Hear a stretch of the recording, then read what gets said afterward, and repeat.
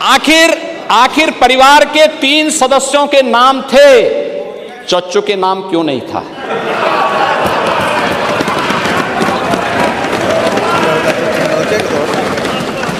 अरे उनका भी नाम देते, वरिष्ठ नेता थे। बेचारा रगड़ते रगड़ते अपने को जो है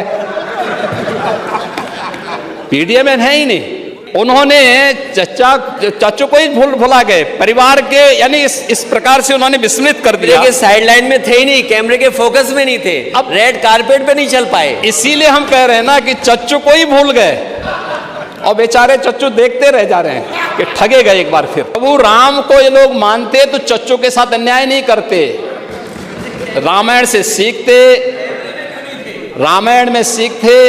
वो ठीक है, भविष्य के तो उसमें सभी लोगों ने प्रश्न आप पे खड़ा कर दिया है। जब चाचा ही आप पे आशीर्वाद नहीं बरसा रहे हैं तो औरों का आशीर्वाद क्या मिल पाएगा? नहीं, चाचा तो आज भी साथ में हैं। अयोध्या में माता सबरी के नाम पर रसोई घर भी प्रारंभ हो गया है। क्या माता सबरी के अनुयायी पीडीए के हिस्से हैं या नहीं हैं? रेन बसेरा भी अयोध्या में बन गया है और ये निषाद राज के नाम पर बन गया है। क्या निषाद राज के अनुयायी पीडीए के पार्ट हैं या नहीं हैं? प्राचीन कुंडों का पुनरुद्धार हो रहा है, भरत कुंड। राम की मर्यादा, परिवार की मर्यादा, क्या परिवार की मर्यादा है? यहां तो पीडीए, हमारे डिप्टी सीएम ने कहा पीडीए का मतलब है परिवार डेवलपमेंट अथॉरिटी। ब्रजेश जी ने अभी अपने उसमें कहा उनके पीडीए में और लोग हैं लेकिन चच्चू नहीं है, और बेचारे हमेशा ठगे जाते हैं ऐसे ही। कब तक यह न्याय होगा पता नहीं। महाभारत क्यों, एक बार पढ़िए महाभारत, हाँ एकदम। आखिर परिवार के 3 सदस्यों के नाम थे, चच्चू के नाम क्यों नहीं था?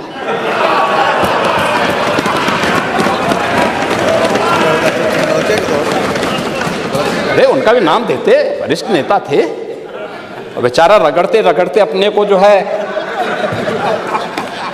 पीडीए में है ही नहीं। इसीलिए कह रहे हैं ना कि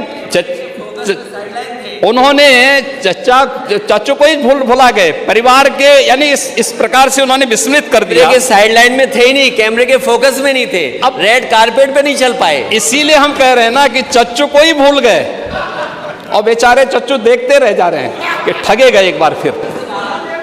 अब ये तो अगर प्रभु राम को ये लोग मानते तो चच्चू के साथ अन्याय नहीं करते, रामायण से सीखते, रामायण में सीखते, या फिर कम से कम महाभारत से ही सीख जाइए। और आप तो वैसे भी कभी कभी आपके बयान आते रहते हैं, लेकिन आप फिर भी बोलते हैं। आप आस्था के बारे में जरूर बोलते हैं। आप देखो अध्यक्ष महोदय कैमरे में क्यों नहीं थे? कैमरे के फोकस से बाहर क्यों थे? साइडलाइन क्यों थे? उसको माननीय नेता प्रतिपक्ष प्लीज आप जब बोल रहे थे कोई भी नहीं बोला ना, आपसे रिक्वेस्ट है प्लीज। अगर संभवतः इकोनॉमिक टाइम्स की ये रिपोर्ट 3 फरवरी की पढ़ी होती, जिसमें उन्होंने तमिलनाडु के तिरुपुर जिले की एक बात लिखी थी, पढ़ी होगी ना, जिसमें उन्होंने इस बात को कहा था कि वहाँ पे उत्तर प्रदेश के 2 लाख से अधिक लोग काम करते थे और पिछले 7 वर्ष के अंदर उत्तर प्रदेश के अंदर निवेश का जो माहौल बना, जो नए उद्योग आए, आज उनमें से 60,000 से अधिक लोग वापस यूपी में जा चुके हैं, जिनको यूपी में ही काम मिल चुका है। ये नया उत्तर प्रदेश है और इस नए उत्तर प्रदेश की इस गाथा को आपको भी स्वीकार करना चाहिए। और इसमें आप यहाँ के सीएम रहे हैं, वो ठीक है, भविष्य के तो उसमें सभी लोगों ने प्रश्न आप पे खड़ा कर दिया है।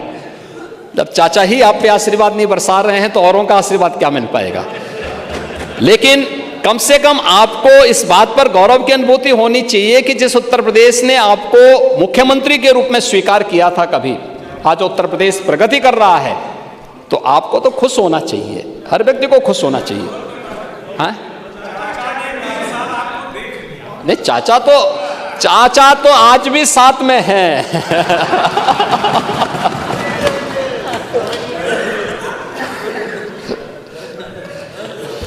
तो चाचा तो, हाँ,